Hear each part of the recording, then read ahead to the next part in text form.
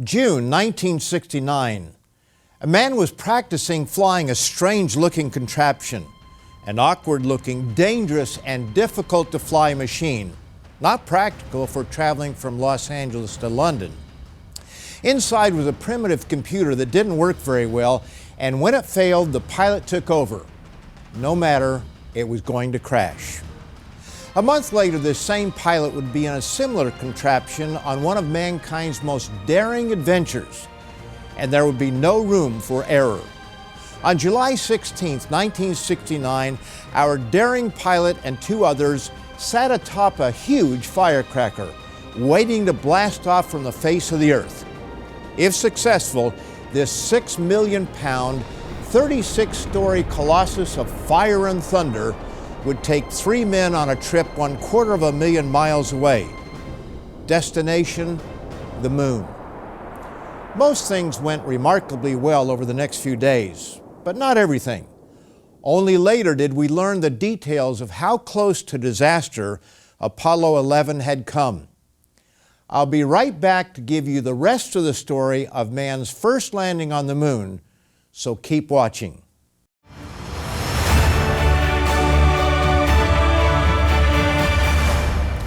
A warm welcome to all of you joining me today on Tomorrow's World. And if you're joining us for the first time, I hope you will become a regular viewer of Tomorrow's World. July 16, 1969 was a day for the history books as three men blasted off from Kennedy Space Center at Cape Canaveral, Florida. Destination, the moon. 4 days later, following a number of times circling the moon, Neil Armstrong and Buzz Aldrin gave farewell and separated from Mike Collins in the command module and began their descent in the lunar module. From 12 miles up, Armstrong and Aldrin raced across the face of the moon and began falling toward its surface. But such a bold adventure was fraught with many dangers, and all did not go as planned. From several thousand feet above the surface, we pick up the story from science writer Rod Pyle, who explained how tenuous the landing was. Apollo 11 was 4 minutes into its landing sequence when the terse words of its commander, Neil Armstrong, came from the speaker in Mission Control. Program alarm. Buzz Aldrin, standing next to Armstrong in the descending lunar module, stared at the frozen display on the computer, which read 1202. It was an error code, but for what? Controllers in Houston scanned their notes trying to figure out what the problem was. But time was running short. Give us a reading on the 1202 program alarm, Armstrong said. He sounded tense, but no more so than during the simulations. It was hard to grasp that a life or death struggle was playing out 240,000 miles, that's 386,000 kilometers from Earth, in a small, fragile machine descending rapidly to the moon. Communications were spotty. The computer was threatening to quit, and Gene Kranz, the flight director for this first lunar landing, felt Mission Control slip a bit further behind the power curve. The alarm meant that the computer could not handle the data it was being fed. Few people viewing the landing understood the urgency of the matter. Landing a lunar module has been described as attempting to land a Boeing 747 from the passenger compartment. Armstrong already demonstrated how to crash a lunar lander only a month earlier when he ejected at the last instant and floated safely to the Earth. But on the moon, that was not an option. It was all or nothing. There could be no rescue. This was no longer practice or simulation. The crew was facing a serious danger. As Kranz related to Pyle several decades later, we would either land on the moon, we would crash attempting to land, or we would abort, he said simply. The final two outcomes were not good. And Pyle added, that is an understatement on a grand scale. This wasn't the only problem. The landing site was strewn with large boulders, and an alternate site had to be found and found quickly. Fuel was running precariously low. No one knows for sure, But the 30-second warning already sounded, and our brave astronauts clearly had only seconds of fuel remaining. The estimated 600 million people from around the world watched the moon landing live and cheered when they heard the words, "Tranquility Base here. The Eagle has landed." Only later did details come out regarding how precarious the situation was. This year marks the 50-year anniversary of the Apollo 11 mission, when Neil Armstrong stepped onto the surface of the moon and uttered the immortal words, "That's one small step for man, one giant leap for mankind." Fellow astronaut Buzz Aldrin and 10 other men over the course of 3.5 years followed in his footsteps. But Armstrong was the first. The last pair to do so were in December of 1972. Conspiracy buffs deny the manned landings, and there's probably nothing that will persuade them otherwise.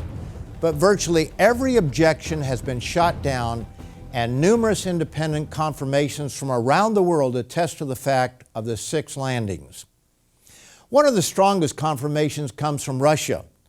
Russia has never disputed the fact, even though this was a major public relations achievement for the United States, and it signaled Russia losing the space race in the middle of the Cold War. If anyone would have known it to be a fraud, they would, through their technologies and spy systems. Furthermore, hundreds, even thousands of people would have had to be in on such a hoax. After nearly half a century, a 47-year-long intermission, one may wonder why it's taken mankind so long to continue this great adventure.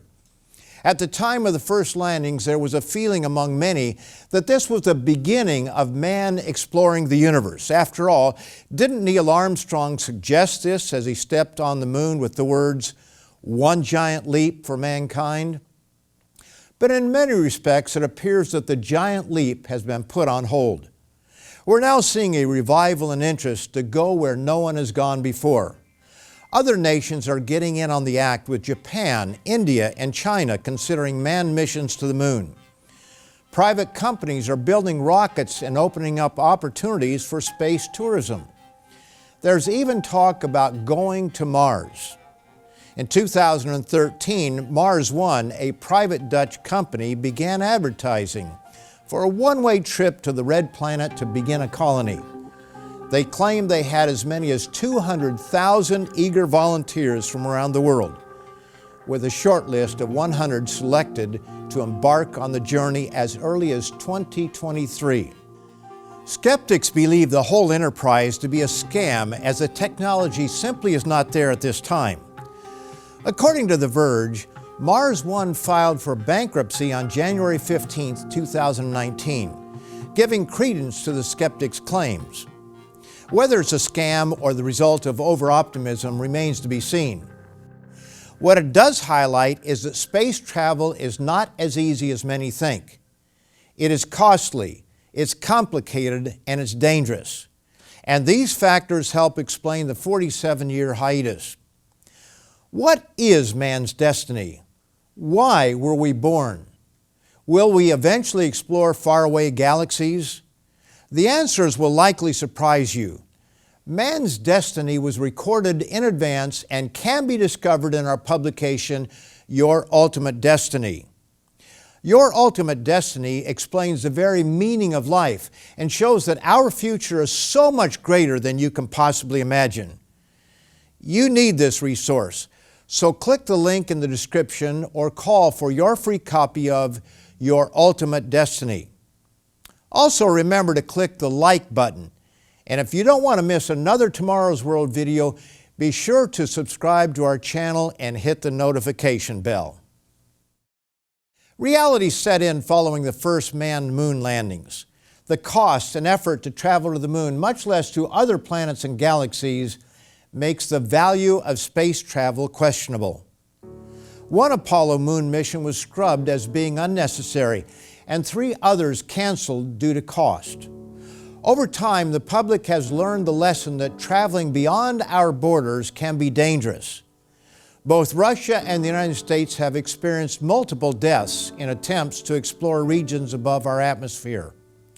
And Israel lost an astronaut when Space Shuttle Columbia broke apart on re-entry.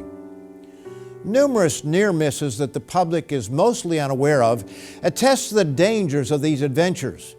To go where no man has gone before, especially beyond the bounds of Earth's gravity, is never easy and always dangerous. Yet there's the lure of the unknown. Exploration is in the heart of man, and there will always be daring men and women willing to risk it all to explore the unknown. Who can fault those courageous individuals and the experiences they've had? As a Telegraph of London article put it, 12 Americans were lucky enough to visit a landscape described by an awestruck Aldrin as beautiful, beautiful, magnificent desolation. Yes, magnificent, but desolation. Space is an alien environment for man. No planet in our solar system is designed for life as is planet Earth. In his book, Endurance, Scott Kelly describes his year-long adventure aboard the International Space Station with a sense of realism. We see pictures of men and women floating in zero gravity inside the station, but hear little about the problem of CO2 buildup that causes headaches and dullness of mind. We see astronauts floating about like George Clooney and Sandra Bullock in Gravity, but that fiction is far from reality. Sitting in a terribly uncomfortable suit in a cramped position for hours in preparation for a spacewalk is not something conveyed well in a 90-minute movie. Kelly shows that working in space is not always as glamorous as it appears. Riding atop tons of volatile solid and liquid fuel rockets is incredibly dangerous. This is something I viewed firsthand living at Vandenberg Air Force Base on the California coast in the early 1960s. When a missile was launched, it was a scramble out the door, whether at home or at school. The rumble, the sound, and the sight at a relatively close range are something to behold. And as teenagers, we were never disappointed when one malfunctioned and blew up, or had to be blown up if it went off course. At that age, we didn't pay taxes, and the explosions beat the best fireworks displays. While all the launches from the West Coast were unmanned, the volatility of mixing liquid oxygen with a fuel source are the same. A lot can and does go wrong. Taking risks is part of life. You take risks every day, whether you think of it that way or not. There's a risk something can go wrong every time you get into a car, a bus, a train, or a plane. You take a risk when the doctor operates on you, and according to television ads, you take risks anytime you take the latest medicine. After the ad for the wonderful medicine, complete with smiling faces and a happy dog, come the warnings. And then the next ad is from a law firm seeking individuals to join in a class action suit against a pharmaceutical company for yesterday's wonder medicine gone awry. Even eating carries with it risks, food poisoning or choking. In the next portion of our program, we'll look at the benefits and the dark side of space exploration. But first, let me remind you of one of the most important resources we could ever offer. Is there anything more important than knowing why you are here on Earth? What is the purpose of life, and why were you born? Your ultimate destiny will surprise, even shock you. Mankind's purpose is not what most people believe. You need this resource, so order your free copy of Your Ultimate Destiny. Either click the link in the description or call the number on your screen to order your own copy right now. When it comes to going into space, most of us prefer to keep our feet solidly on the ground. Space travel calls for a special kind of risk taker. That's why many early astronauts were former test pilots. They like living on the edge and enjoy the adrenaline rush. It can't be easy for family members to live with such individuals, always wondering what new way their relative has found to kill himself. Parents, wives, and children are left behind, no doubt appreciating the fame and notoriety that comes from intimately knowing someone so adventuresome. But one must wonder what children think when they grow up without a mother or father who chased after their dream.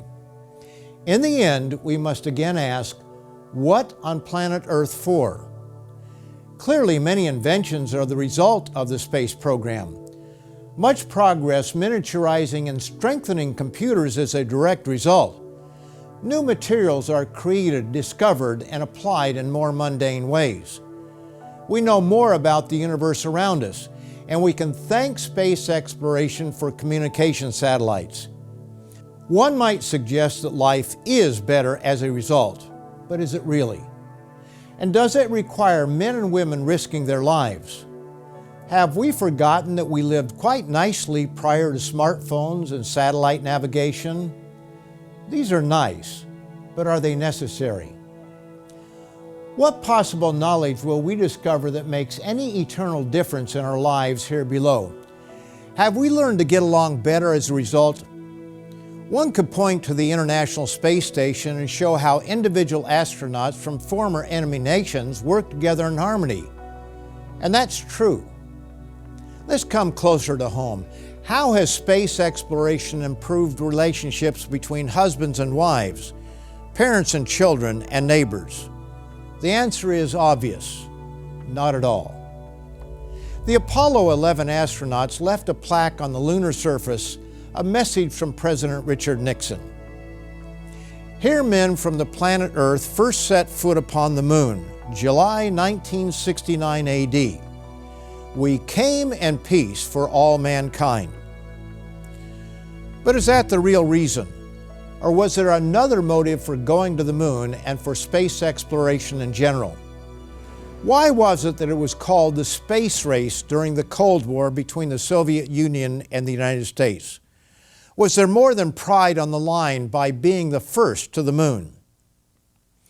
Some decry the militarization of space, but space was militarized from the beginning.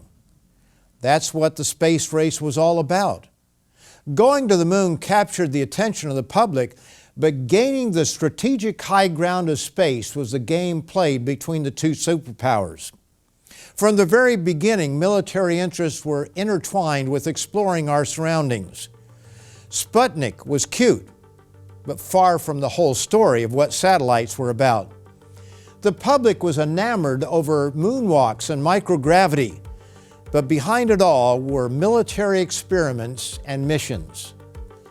While men were going to the moon from Cape Canaveral, on the other side of the continent, Vandenberg was launching satellites to spy on Russia.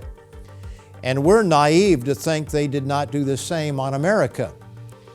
Missiles tested multiple reentry systems where a single rocket could deliver multiple nuclear warheads.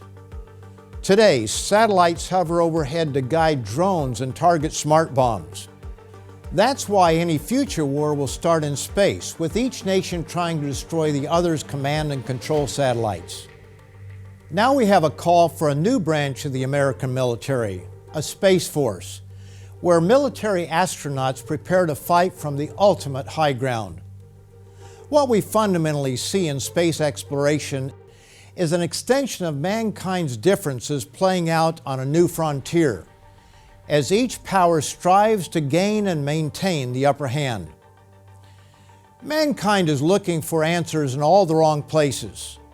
Our fundamental problems are right here on planet Earth. Unless or until human nature is changed, war remains the primary way we settle our differences. All that space exploration does is change the battlefield. How is it that we can explore the moon but cannot understand why we are here on Earth? Is there no purpose for human existence? Or if so, why can't we discover it? You need not be in the dark. Why you were born can be discovered, and it's been here all along. Your ultimate destiny documents what the future holds for mankind. You need this resource. You have nothing to lose and everything to gain. My dear friends, don't you want to discover the true meaning of life? If so, give us a call or go to our website for your free copy of Your Ultimate Destiny. And I'll be right back to reveal an invader from space who will shock the world when he shows up in the near future. Space exploration captures our imagination. Children see images that encourage dreams to go where few have gone before. Television news and motion pictures glamorize spacewalks and floating gravity-free. Seeing Earth from space has to be the ultimate vacation hotspot. Who doesn't want to float in microgravity? But what about the nausea and vomiting that usually accompanies the adjustment? The Martian is entertaining, but far from reality. Men and women walking about on faraway planets without wearing diapers or nappies, and protective suits and oxygen tanks capture our imagination. But sitting in uncomfortable positions for hours fails the fun test. The greatest truth to the Star Wars saga is found in its title. I would never knock the courage of those risk-takers who do what most of us will never do in this life. The human race needs risk-takers, but one does have to wonder about the sanity of anyone who thinks a one-way ticket to Mars is a good idea.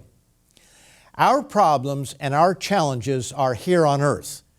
Going elsewhere to start all over will solve none of our fundamental problems.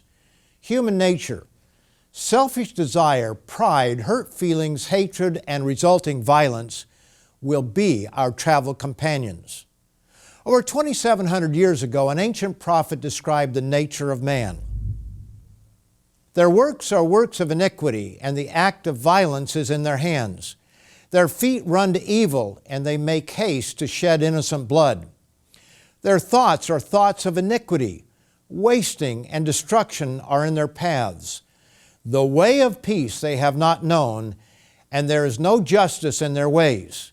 They have made themselves crooked paths. Whoever takes that way shall not know peace. Who can argue against such an observation? Thousands of years have proved the prophet to be correct. Another prophet appeared more than 700 years later, and he predicted what was not possible at that time, but is possible now. Not only is it possible, but according to that prophet, it will happen except for an intervention from space. Yes, man will come to the place where all life can be destroyed from planet Earth. For then there will be great tribulation such as has not been since the beginning of the world until this time. No, nor ever shall be. And unless those days were shortened, no flesh would be saved. But those days will be shortened. With such a prospect, you might be tempted to consider that a colony on Mars may not be such a bad idea. But all that will do is transfer our problems to a new battleground. Many find it incredible to believe that peace will come, but it will, just not the way we expect. The solution will come from the one who made that prediction because he is more than a prophet. Isaiah predicted the time in the future when that Savior would return from heaven above to rescue us from our destructive ways. And when that happens, many people shall come and say, "Come and let us go up to the mountain of the Lord, to the house of the God of Jacob. He will teach us His ways, and we shall walk in His paths. For out of Zion shall go forth the law, and the word of the Lord from Jerusalem. He shall judge between the nations and rebuke many people. They shall beat their swords into plowshares and their spears into pruning hooks. Nation shall not lift up sword against nation, neither shall they learn war anymore." Space exploration fascinates us. Going to the moon and returning safely shows the spirit and the daring of man. But in the end, we must ask, what on planet Earth for? It surely did not and will not bring harmony here below. Peace will come, but it will not be as a result of man's scientific discoveries, whether in space or here on Earth. Earth is man's home, and this earth is where peace will finally come. Be sure to order your free copy of Your Ultimate Destiny. Learn why you were born. We invite you to join us every week on Tomorrow's World or online anytime. Richard Ames, Wallace Smith, and I, along with guest presenter Rod McNair, will continue to share with you the teachings of Jesus Christ, the good news of the coming kingdom of God, and the exciting end-time prophecies and their meaning. So be sure to join us again next week, right here at this same time. Until then, may the peace of God the Father and Jesus Christ be with you.